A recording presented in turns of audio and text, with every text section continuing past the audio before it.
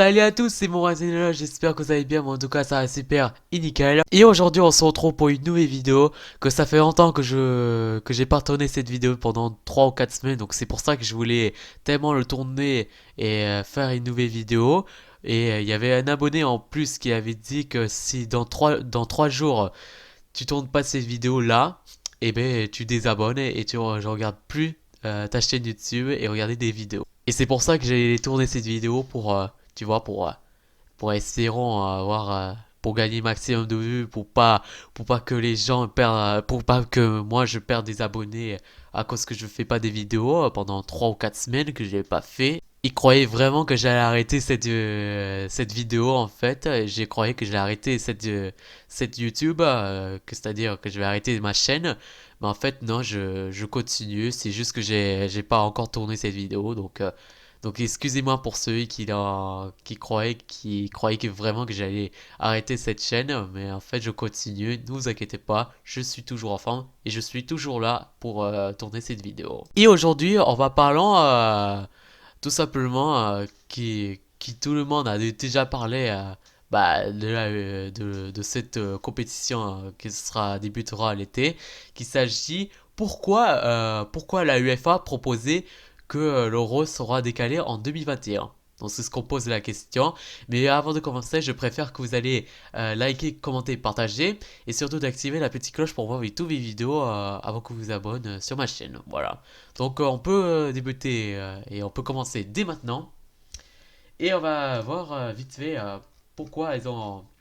Alors c'est vrai que tout le monde dit pourquoi ils ont décalé en 2021. Donc je vous montre ça par la suite.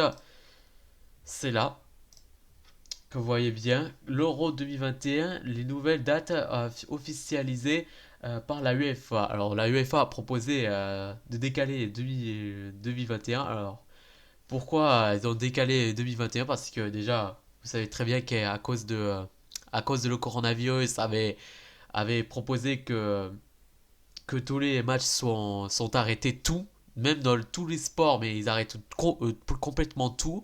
Donc c'est pour ça qu'on était un peu inquiété et donc on était resté en confinement pendant moins de 15 jours. Donc c'est pour ça qu'on est obligé de rester chez nous. Et donc, euh, et donc la UEFA, comme ils avaient vu que leur date de la Première Ligue, de la Serie A, de la Liga, etc., qui ont proposé d'arrêter jusqu'à la fin de la saison, jusqu'au 30 juin, eh bien ils ont décidé qui décale le 2021 parce que il voulait débuter parce que débutera le 11 juin l'Euro qui commencera l'Euro en 2020. Mais voilà, malgré la date qu'ils ont complètement tout changé à cause du coronavirus, ben, ils ont complètement refusé de commencer leur saison de l'Euro 2020 à cause du coronavirus. Voilà.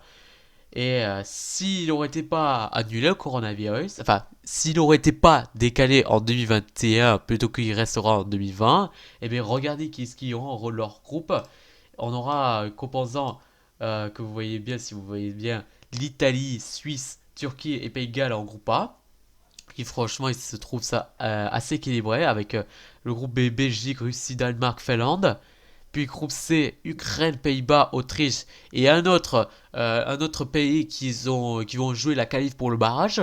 Que vous savez qu'à chaque fois, quand à chaque fois vous êtes dans les trois premiers ou dans les quatrièmes ou cinquièmes, si vous faites un très bon résultat et que vous êtes qualifié pour le barrage, ben vous êtes obligé de jouer au barrage des demi-finales de cet euro. Et dans le groupe D, on a l'Angleterre, le Croatie et la République tchèque, et en compagnon de les vainqueurs de la groupe de Ligue C.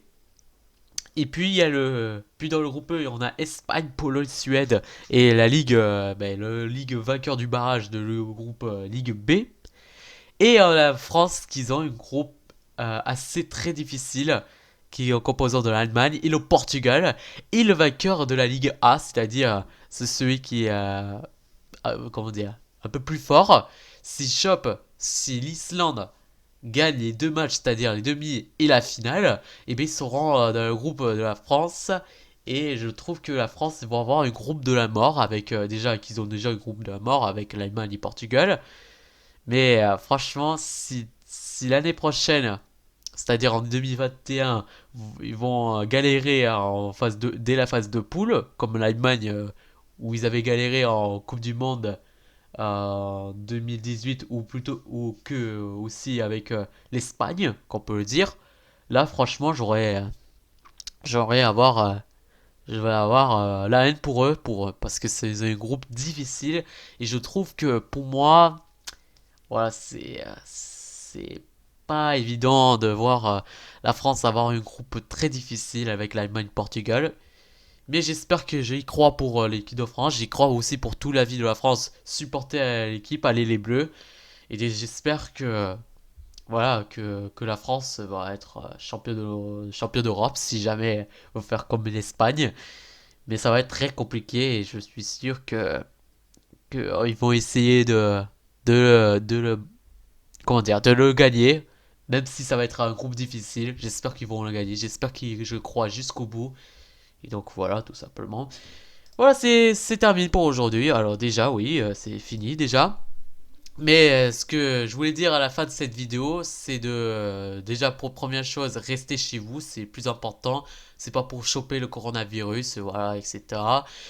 Et c'est surtout qu'il faut bien se laver les mains pour pas avoir les microbes, etc. Pour pas,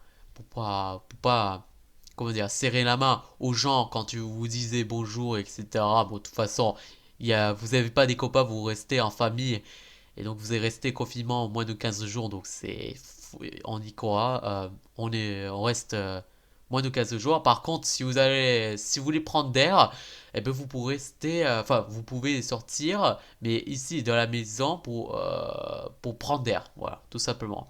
Et après pour les autres choses, voilà, c'est la condition. Il faut respecter à tous les Français qui restent en confinement, restez chez vous, c'est le plus important. Après, il faut féliciter aussi pour les soignants parce que c'est grâce à eux qui s'occupent de, pour nous, pour tous les gens qui ont le coronavirus, pour sauver leur vie.